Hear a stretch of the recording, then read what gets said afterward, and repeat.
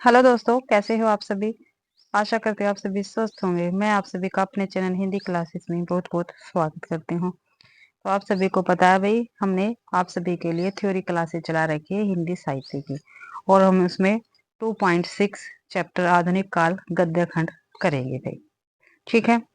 और आचार्य रामचंद्र शुक्ल कृत हिंदी साहित्य का इतिहास से ये रहेगा जो भी हम करेंगे।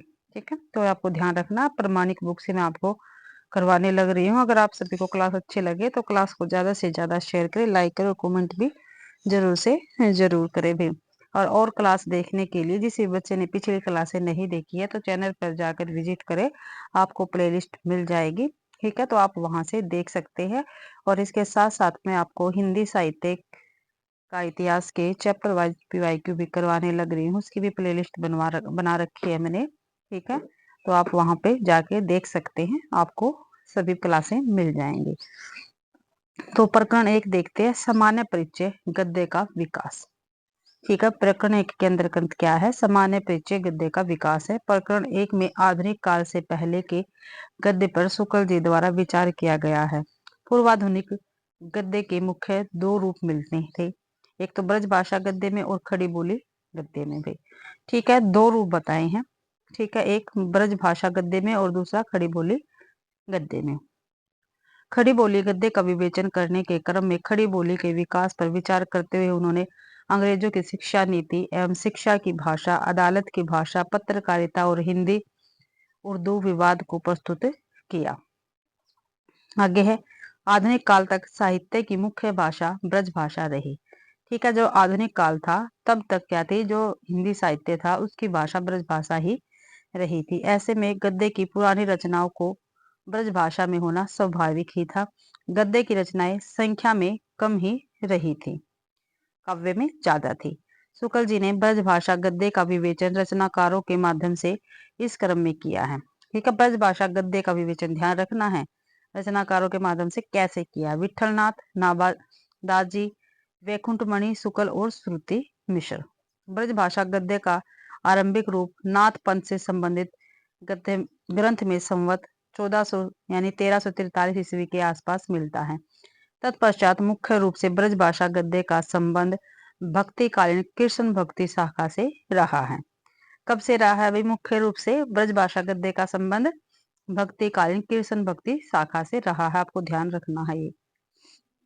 कृष्ण भक्ति शाखा से जुड़े गद्य ग्रंथ पे देख लेते हैं। जो कृष्ण भक्ति शाखा से जुड़े हुए गद्य ग्रंथ है वो हम देखेंगे। कृष्ण भक्ति शाखा से जुड़े गद्य ग्रंथों में मुख्य है विठलनाथ के श्रृंगार रस मंडल। ठीक है, काफी बार पेपर में पूछी भी गई है रचना। श्रृंगार रस मंडल किसकी रचना है, तो विठलनाथ की रचना रहेगी। 84 वैष्णव की वार्ता और 200 वैष्णव की वार्ता भी। ठीक है, ये विठलनाथ के पुत्र ने लिखी थी ये। आप उसका नाम मुझे कमेंट में जरूर से जरूर बताओगे। 84 वैष्णव की वार्ता और 200 वैष्णव की वार्ता के लेखक कौन है। मैंने काफी बार आपको बताया है, जब पीवाई की करवाती हूँ तभी भी बताती हूँ, और मैंने आपको ये थ्योरी क्लास के अंतर्गत भी काफी बार बताया है। प्रथम पुस्तक के संदर्भ में आचार्य शुक्ल ने सिर्फ इतना लिखा कि यह गद्य अपरिमार्जित और अव्यवस्थित है। जो प्रथम पुस्तक है कौन सी बताई है, विठलनाथ कृत श्रृंगार रस मंडल। ठीक है, इसके विषय में क्या लिखा, यह गद्य क्या है, अपरिमार्जित है और अव्यवस्थित है। आगे है, वल्लभाचार्य में वल्लभ संप्रदाय में प्रचलित वार्ता में वैष्णव भक्तों की महिमा प्रकट करने वाली कथाएं लिखी गई। इन वार्ताओं की कथाएं बोलचाल की ब्रज भाषा में लिखी गई हैं। इसमें कहीं कहीं बहुत प्रचलित अरबी और फारसी शब्द भी निसंकोच रखे गए हैं। साहित्य निपुणता या चमत्कार की दृष्टि से ये कथाएं नहीं लिखी गई हैं। दोनों वार्ता ग्रंथों के रचयिता के तौर पर गोकुलनाथ का नाम प्रख्यात है। लो भाई, आपको बताने की जरूरत भी नहीं रही और यहाँ पे आ गया है। ठीक है, दोनों वार्ताएं जो हैं, ठीक है, 84 वैष्णव की वार्ता और 252 वैष्णव की वार्ता, इसके लेखक कौन है, गोकुलनाथ जी हैं, और ये विठलनाथ के पुत्र थे भाई। किंतु शुक्ल जी 84 वैष्णव की वार्ता को उनके किसी शिष्य की तथा 200 वैष्णव की वार्ता को औरंगजेब के समय की रचना मानते, शुक्ल जी मानते, ध्यान रखना है। उपयुक्त वैष्णव वार्ताओं में उसका ब्रज भाषा गद्य का जैसा परिष्कृत और सुव्यवस्थित रूप दिखाई पड़ा वैसा आगे चलकर नहीं। काव्यों की टीकाओं आदि में जो थोड़ा बहुत गद्य देखने में आता था वह बहुत ही अव्यवस्थित और असक्त था। और ये पेपर में काफी बार कथन पूछा गया। किसका है? रामचंद्र शुक्ल जी का ये कथन रहेगा भाई। आगे है, इस प्रकार की ब्रज भाषा गद्य की कुछ पुस्तकें इधर उधर पाई जाती है जिनमें गद्य का कोई विकास प्रकट नहीं होता। साहित्य की रचना पद्य में ही होती रही। गद्य का भी विकास यदि होता आता तो विक्रम की इस शताब्दी के आरंभ में भाषा संबंधी बड़ी विषय समस्या उपस्थित होती। जिस धड़ाके के साथ गद्य के लिए खड़ी बोली ले ली गई उस धड़ाके के साथ न ली जा सकती। कुछ समय सोच विचार और वाद विवाद में जाता और कुछ समय तक दो प्रकार के गद्य की धाराएं साथ साथ दौड़ लगाती। अतः भगवान का यह भी एक अनुग्रह समझना चाहिए कि यह भाषा विप्लव नहीं संगठित हुआ और खड़ी बोली जो कभी अलग और कभी ब्रज भाषा को गोद में दिखाई पड़ जाती थी धीरे धीरे व्यवहार की शिष्ट भाषा होकर गद्य के नए मैदान में दौड़ पड़ी भाई। आगे है खड़ी बोली का विकास। देखते हैं खड़ी बोली का विकास कैसे हुआ था। देश के विभिन्न विभिन्न भागों में मुसलमानों के फैलने तथा दिल्ली की दरबारी शिष्टता के प्रचार के साथ ही दिल्ली की खड़ी बोली समुदाय के परस्पर व्यवहार की भाषा हो चली थी। ठीक है, जो खड़ी बोली है वो क्या है? समुदाय के परस्पर व्यवहार की भाषा हो चली थी भाई दिल्ली की। आगे हम मुगल साम्राज्य के ध्वंस से भी खड़ी बोली के फैलने में सहायता पहुंची। दिल्ली आगरा आदि पछाई शहरों की समृद्धि नष्ट हो चली थी और लखनऊ पटना मुर्शिदाबाद आदि नई राजधानियां चमक उठी। जिस प्रकार उजड़ती हुई दिल्ली को छोड़कर मीर इंसा आदि अनेक उर्दू शायर पूर्व की ओर आने लगे उसी प्रकार दिल्ली के आसपास के प्रदेशों की हिंदी व्यापारिक जातियां आगरे वाले खत्री आदि जीविका के लिए लखनऊ फैजाबाद प्रयाग काशी पटना आदि पूर्वी शहरों में फैलने लगी थी। उनके साथ साथ उनकी बोलचाल की भाषा खड़ी बोली भी लगी चलती थी। आगे यह सिद्ध बात है कि उपजाऊ और सूखी प्रदेशों के लोग व्यापार में उद्योगशील नहीं होते अतः धीरे धीरे पूर्व के शहरों में भी इन पश्चिमी व्यापारियों की प्रधानता हो चली। इस प्रकार बड़े शहरों के बाजारों की व्यवहारिक भाषा भी खड़ी बोली हुई। यह खड़ी बोली असली और स्वाभाविक भाषा थी। मौलवियों और मुंशियों की उर्दू ए मुल्ला नहीं, यह अपने ठेठ रूप में बराबर पछा से आई जातियों के घरों में बोली जाती थी। अगर इनमें से कोई भी कथन आपके पेपर में आता है तो ये सभी रामचंद्र शुक्ल जी के कथन रहेंगे, आपको ध्यान रखना है। आगे है अतः कुछ लोगों का यह कहना या समझना कि मुसलमानों के द्वारा ही खड़ी बोली अस्तित्व में आई और उसका मूल रूप उर्दू है जिससे आधुनिक हिंदी गद्य की भाषा अरबी फारसी शब्दों को निकालकर गढ़ ली गई शुद्ध भ्रम या अज्ञान है। इस भ्रम का कारण यही है कि देश के परंपरागत साहित्य की जो संवत 1900 के पूर्व तथा पूर्व तक पद्य में ही रहा, भाषा ब्रज भाषा ही रही और खड़ी बोली वैसे ही एक कोने में पड़ी रही जैसे और प्रांतों की बोलियां। साहित्य या काव्य में उसका व्यवहार नहीं हुआ। भाई खड़ी बोली के विषय में हम कर रहे हैं। आगे देखते हैं उक्त कथन साहित्य में उसका व्यवहार नहीं से अभिप्राय लिखित साहित्य से है, कथित या मौखिक से नहीं। कोई भाषा हो उसका कुछ ना कुछ साहित्य अवश्य होता है, चाहे वह लिखित न हो, श्रुति परंपरा ही चला आता हो। अतः खड़ी बोली के भी कुछ गीत कुछ पद्य कुछ तुकबंदियां खुसरो के समय से अवश्य चली आती होंगी। खुसरो की सी पहेलियां दिल्ली के आसपास प्रचलित थी जिनके नमूने पर खुसरो ने अपनी पहेलियां या मुकरियां कही हैं। भाई आगे है किसी भाषा का लिखित साहित्य में व्यवहार न होना इस बात का प्रमाण नहीं कि उस भाषा का अस्तित्व ही नहीं था। उर्दू का रूप प्राप्त होने के पहले भी खड़ी बोली अपने देसी रूप में वर्तमान थी और अब भी बनी हुई है। साहित्य में भी कभी कभी उसका व्यवहार होता रहा है। आगे है भोज के समय से लेकर हमीर देव के समय तक अपभ्रंश काव्यों की परंपरा खड़ी बोली के प्राचीन रूप की झलक अनेक पद्यों में हमें मिलती है। भक्ति काल के आरंभ में निर्गुण संतों ने अपनी भाषा सद्दुकड़ी में खड़ी बोली का प्रयोग किया है। अकबर के समय गंग कवि ने चंद छद वर्णन की महिमा नामक एक गद्य पुस्तक खड़ी बोली में लिखी है। देख लो भाई, चमचंद वर्णन की महिमा, ये पुस्तक किसकी है? गंग कवि की है, और ये अकबर के समय की है। ठीक है, और ये गद्य पुस्तक है और खड़ी बोली में लिखित है। ठीक है, देख लो यहाँ से कितने 5 क्वेश्चन हमारे सोल्व होते हैं।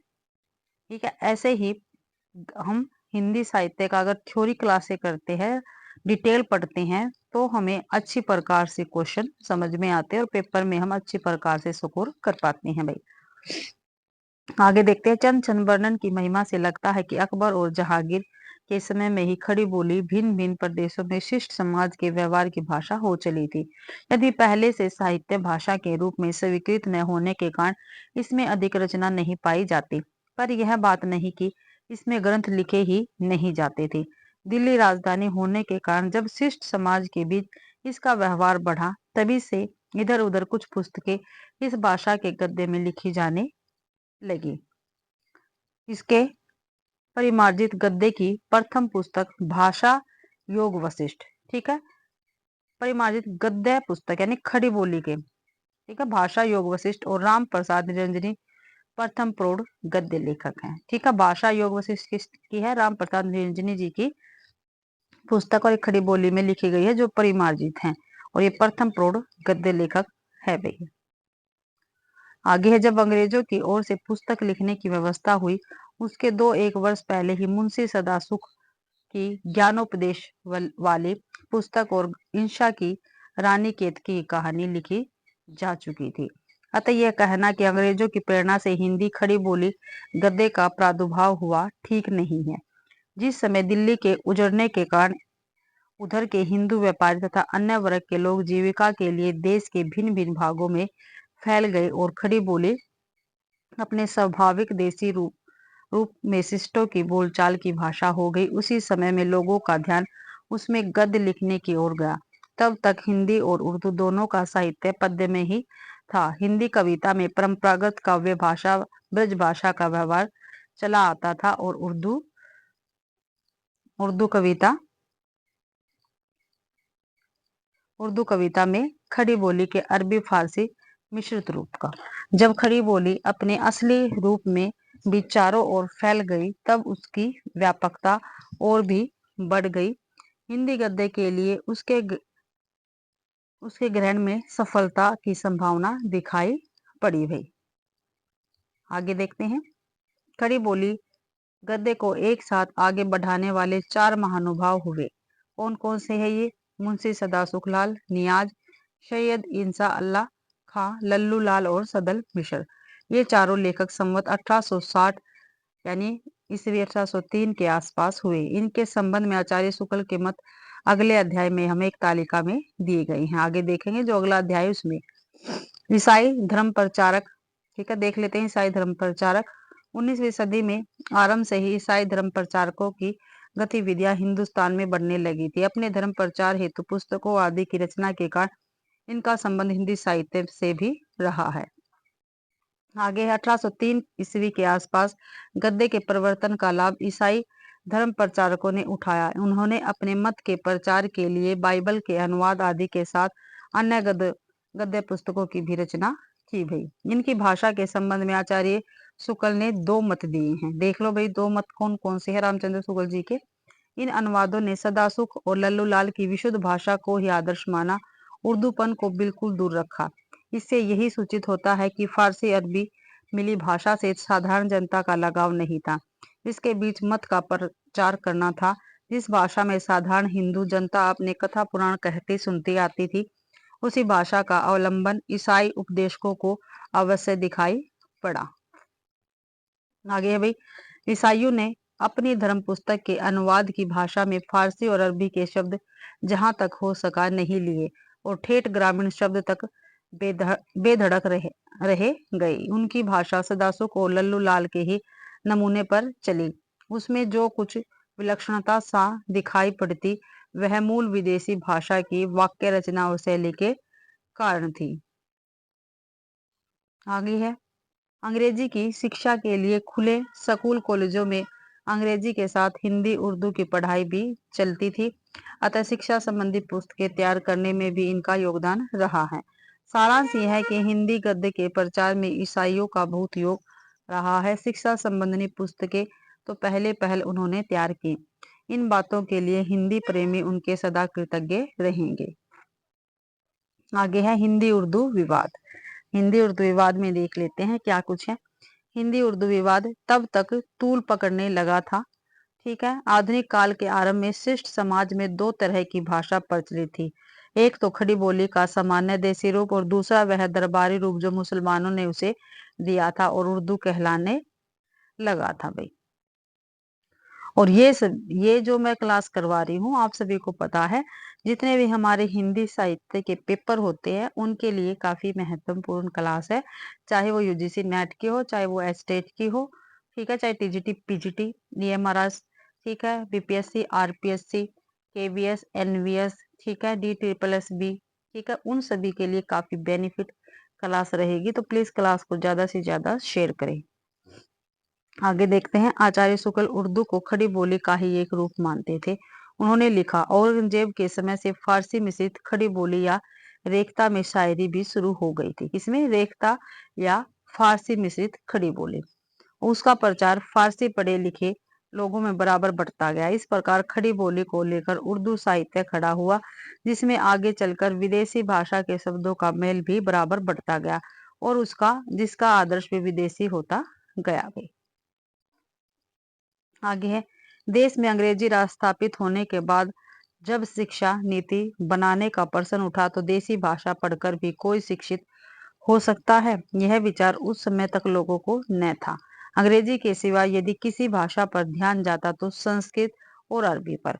फिर मैकाले ने अंग्रेजी भाषा की शिक्षा का इतने जोरों के साथ समर्थन किया और पूर्वी साहित्य के प्रति ऐसी उपेक्षा प्रकट की कि अंत में संवत 1892 यानी मार्च 7 सन 1835 में कंपनी की सरकार ने अंग्रेजी शिक्षा के प्रचार का प्रस्ताव पास कर दिया और धीरे धीरे अंग्रेजी के स्कूल खुलने लगे। अब ध्यान अदालत की भाषा की ओर गया, जो मुगलों के समय से ही फारसी चली आ रही थी। संवत 1893 यानी सन 1836 ईस्वी में इसे देश की प्रचलित भाषाओं से बदलने का आदेश दिया गया, किंतु मुसलमानों की ओर से इस बात का घोर प्रयत्न हुआ कि दफ्तरों में हिंदी रहने न पाए, उर्दू चलाई जाए। उनका चक्कर बराबर चलता रहा, यहाँ तक कि एक वर्ष बाद ही अर्थात संवत 1894 यानी सन 1837 ईस्वी में उर्दू हमारे प्रांत के सब दफ्तरों की भाषा कर दी गई भाई, जिससे जीविका और मान मर्यादा की दृष्टि से उर्दू सीखना आवश्यक हो गया। देश भाषा के नाम पर लड़कों को उर्दू ही सिखाई जाने लगी। उर्दू पढ़े लिखे लोग ही शिक्षित कहलाने लगे थे। इसी समय हिंदी की काव्य परंपरा यद्यपि राज दरबारों के आश्रय में चलती थी, पर उसके पढ़ने वालों की संख्या भी घटती जा रही थी। नव शिक्षित लोगों का लगाव उसके साथ कम होता जा रहा था। ऐसे प्रतिकूल समय में साधारण जनता के साथ उर्दू पढ़े लिखे लोगों की जो भी थोड़ी बहुती दृष्टि अपने पुराने साहित्य की बनी हुई थी, वह धर्माभाव से ही थी भाई। आगे है। इस बीच हिंदी के हितैषी राजा शिव प्रसाद सिंह ने इधर उधर दूसरी भाषा में पत्र निकलते देखे। संवत 1909 में बनारस अखबार निकाला। बनारस अखबार किसका? राजा शिव प्रसाद सितारे हिंद का है। पर अखबार पढ़ने वाले पहले पहल नव शिक्षितों में मिल सकते थे, जिनकी लिखने पढ़ने की भाषा उर्दू ही हो रही थी। अतः इस पत्र की भाषा भी उर्दू ही रखी गई, यद्यपि अक्षर देवनागरी के ही थे भाई। सुधरी हुई भाषा जो वास्तव में हिंदी थी को लेकर काशी से ही सुधाकर पत्र संवत 1907 में निकला, किंतु जल्द ही बंद हो गया। अदालती भाव उर्दू बनाई जाने पर भी विक्रम की 20वीं शताब्दी के आरंभ के पहले से ही हिंदी खड़ी बोली गद्य की परंपरा हिंदी साहित्य में अच्छी तरह चल पड़ी। उसमें पुस्तकें छपने लगी, अखबार निकलने लगे, पद्य की भाषा ब्रज भाषा ही बनी रही।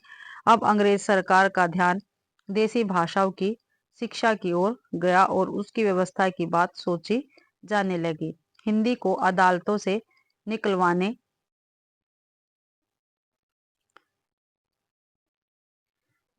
में मुसलमानों को सफलता हो चुकी थी। अब वे इस प्रयत्न में लगे कि हिंदी को शिक्षा क्रम में भी स्थान न मिले, उसकी पढ़ाई का भी प्रबंध न होने पाए। अतः सर्वसाधारण की शिक्षा के लिए जब जगह जगह मदरसे खुलने की बात उठी और सरकार यह विचारने लगी कि हिंदी का पढ़ना सब विद्यार्थियों के लिए आवश्यक रखा जाए, तब प्रतिभाशाली मुसलमानों की ओर से गहरा विरोध खड़ा किया गया। यहाँ तक कि तंग आकर सरकार को अपना विचार छोड़ना पड़ा। हिंदी के विरोध की यह चेष्टा बराबर बढ़ती गई। संवत 1911 के पीछे जब शिक्षा का पक्का प्रबंध होने लगा, तब यहाँ तक कोशिश की गई कि वर्नाकुलर स्कूलों में हिंदी की शिक्षा जारी ही न हो गई। विरोध के नेता थे सर सैयद अहमद साहब। कौन थे विरोध के नेता? सर सैयद अहमद साहब, जिनका अंग्रेजों के बीच बड़ा मान था। वे हिंदी को एक गवारी बोली बताकर अंग्रेजों को उर्दू की ओर झुकाने की लगातार चेष्टा करते आ रहे थे। भाई जो सर सैयद अहमद साहब थे, ये हिंदी को एक गवारी बोली बताते थे। इस प्रांत के हिंदुओं में राजा शिव प्रसाद अंग्रेजों के उसी ढंग के कृपा पात्र थे जिस ढंग से सर सैयद अहमद खां। अतः हिंदी की रक्षा के लिए उन्होंने खड़ा होना पड़ा और वे बराबरी संबंध में यत्नशील रहे। इसमें हिंदी उर्दू का झगड़ा 20 वर्ष तक भारतेंदु के समय तक चलता रहा। भाई गारसा दत्तासी ने भी फ्रांस में बैठे बैठे इस झगड़े में योग दिया। ये अरबी फारसी के अभ्यासी और हिंदुस्तानी तथा उर्दू के अध्यापक थे। भाई उस समय के अधिकांश और यूरोपियनों के समान उनका भी मजहबी संस्कार प्रबल था। जहां तब हिंदी उर्दू का सवाल उठा, तब सर सैयद अहमद खां, जो अंग्रेजों से मेल जोल रखने की विद्या में एक ही थे, हिंदी विरोध में और बल लाने के लिए मजहबी नुक्सा भी काम में लाए। अंग्रेजों को सुझाया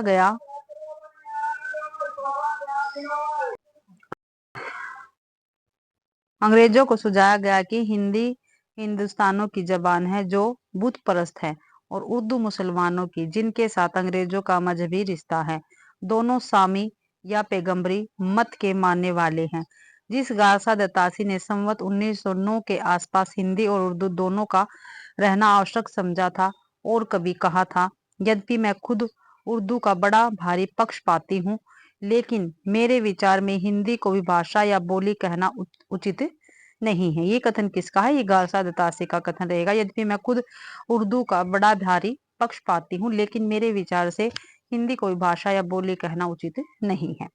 वही गारसा दत्तासी आगे चलकर मजहबी कट्टरपन की प्रेरणा से सर सैयद अहमद की भरपेट तारीफ करके हिंदी के संबंध में फरमाते हैं, इस वक्त हिंदी की हैसियत भी एक बोली यानी डायलेक्ट की सी रह गई है, जो हर गांव में अलग अलग ढंग से बोली जाती है।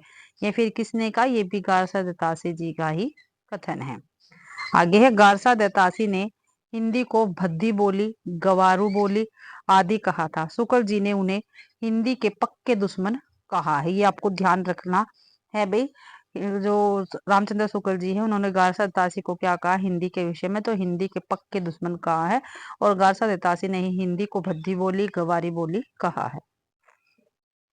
आगे है, विरोध प्रबल होते हुए भी जैसे देश में प्रचलित अक्षरों और वर्णमाला को छोड़ना असंभव था, वैसे ही परंपरा से चले आते हुए हिंदी साहित्य को भी।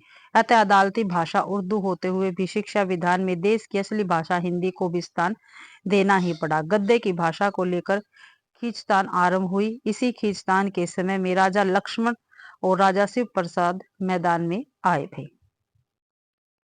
आगे देखते हैं, हिंदी उर्दू विवाद से संबंधित उल्लेख उद्धरण। ठीक है, पेपर में आने वाले हैं, ये आपको ध्यान रखना है, ये हमेशा पेपर में पूछे जाते हैं। जो लोग नागरी अक्षर सीखते थे, फारसी अक्षर सीखने पर विवश हुए और हिंदी भाषा हिंदी न रहकर उर्दू बन गई। हिंदी उस भाषा का नाम रहा जो टूटी फूटी चाल पर देवनागरिक अक्षरों में लिखी जाती थी। यह कथन किसका? ये बाबू बाल मुकुंद गुप्त का है। किसका? बाल मुकुंद गुप्त जी का यह कथन रहेगा।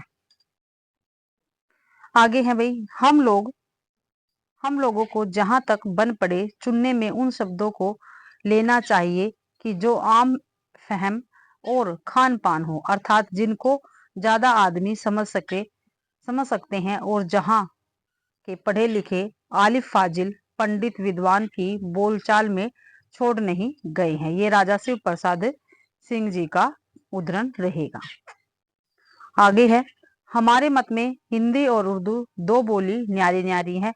हिंदी इस देश के हिंदू बोलते हैं, उर्दू यहाँ के मुसलमान और फारसी पढ़े हुए हिंदुओं की बोलचाल है।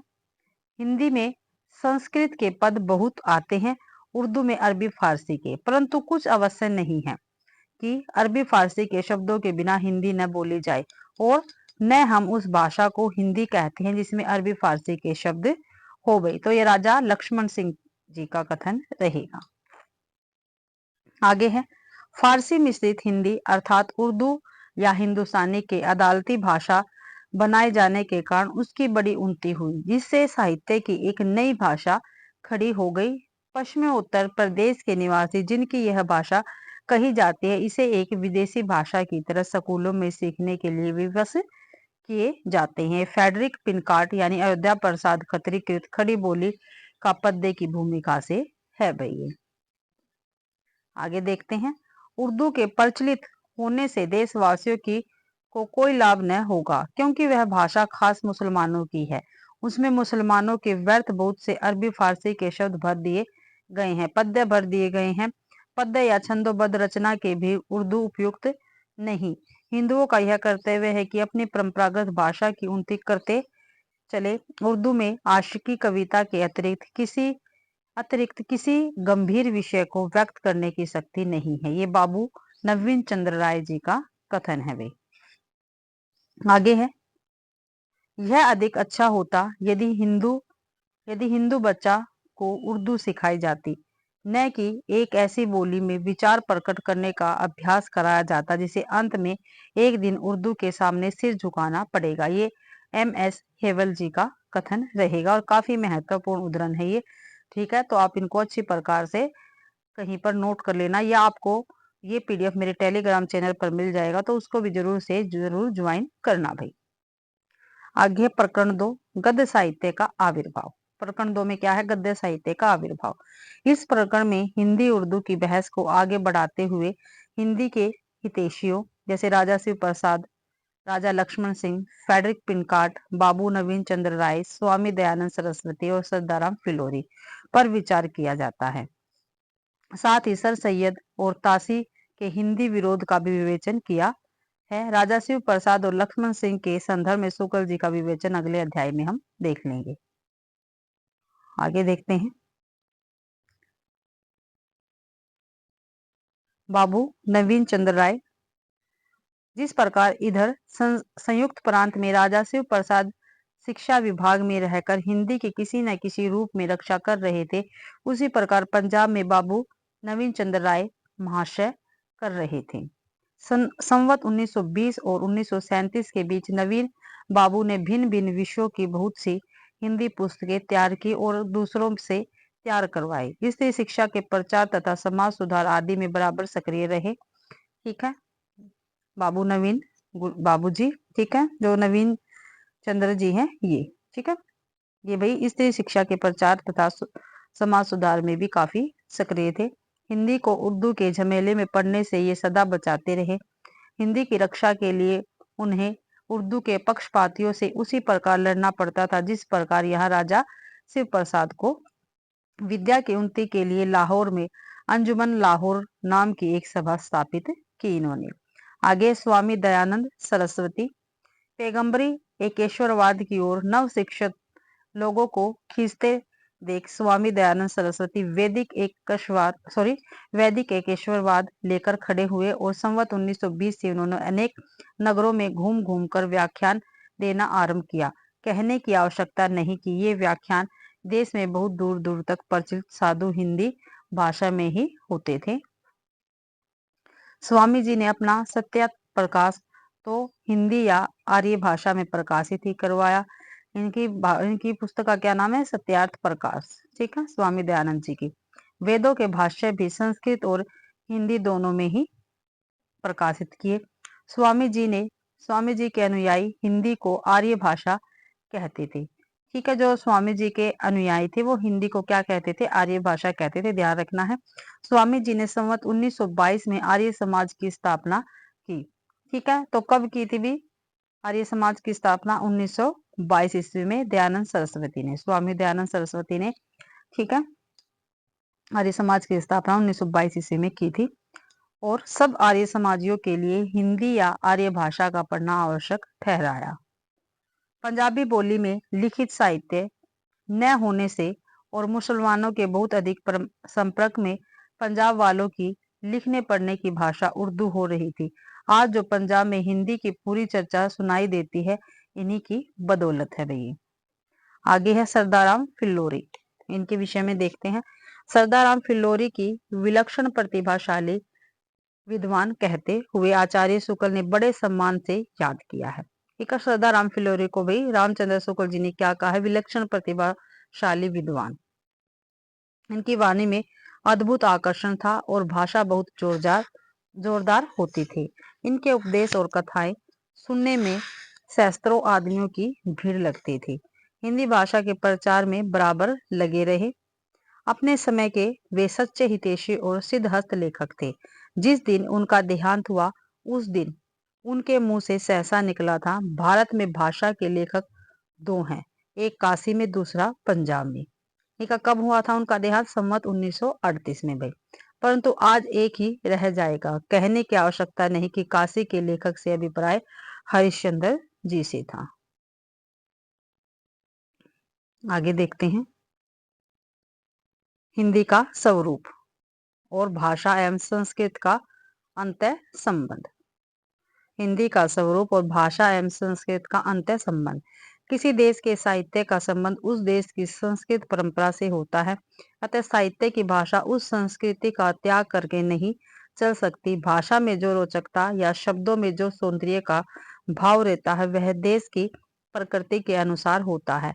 इस प्रवृत्ति के निर्माण में जिस प्रकार देश के प्राकृतिक रूप, रंग, आचार व्यवहार आदि का योग रहता, उसी प्रकार परंपरा से चले आते हुए साहित्य का भी संस्कृत शब्दों में थोड़े बहुत मेल से भाषा का जो रुचिकर रूप हजारों वर्षों से चला आता है, उसके स्थान पर एक विदेशी रूप रंग की भाषा गले में उतारना देश की प्रकृति के विरुद्ध है। आगे है हिंदी, बंगला, मराठी, गुजराती आदि आर्य भाषाएं संस्कृत के ही कुटुंब की है, उसी के प्राकृत रूपों से निकलती हैं। भाषाओं के साहित्य की परंपरा को भी संस्कृत साहित्य की परंपरा का विस्तार कह सकते हैं। देश भाषा के साहित्य के उत्तराधिकार में जिस प्रकार संस्कृत साहित्य के कुछ संचित शब्द मिले, उसी प्रकार विचार और भावनाएं भी मिले। विचार और वाणी इस धारा से हिंदी अपने को विच्छिन्न कैसे कर सकती थी। आगे है राजा शिव प्रसाद आम फहम और खान पसंद भाषा का उपदेश देते रहे, उधर हिंदी अपना रूप सितर कर चली। इस बात में धार्मिक और सामाजिक आंदोलन ने भी बहुत कुछ सहायता पहुंचाई। सारी भारतीय भाषाओं का साहित्य चिरकाल से संस्कृत की परिचित और भावपूर्ण पदावली का आश्रय लेता चला आ रहा था। अतः गद्य के नवीन विकास में उस पदावली का त्याग और किसी विदेशी पदावली का सहसा ग्रहण करना कैसे हो सकता था। तो भाई इसी के साथ आज की अपनी क्लास यहीं पे समाप्त होती है। ठीक है, आज की क्लास में हमने देखा आधुनिक काल गद्य खंड। ठीक है, इसका ये एक पार्ट है, इसमें हमने सामान्य परिचय किया है। ठीक है, आशा करती हूँ भाई आप सभी को क्लास पसंद आई होगी। अगर क्लास पसंद आती है तो प्लीज क्लास को ज्यादा से ज्यादा शेयर करें, लाइक करें, कमेंट भी जरूर करें और चैनल को भी सब्सक्राइब जरूर करें। आप सभी को इस क्लास का पीडीएफ मेरे टेलीग्राम चैनल पर मिल जाएगा, तो उसको भी ज्वाइन जरूर करें भी। आप सभी का क्लास देखने के लिए बहुत बहुत धन्यवाद।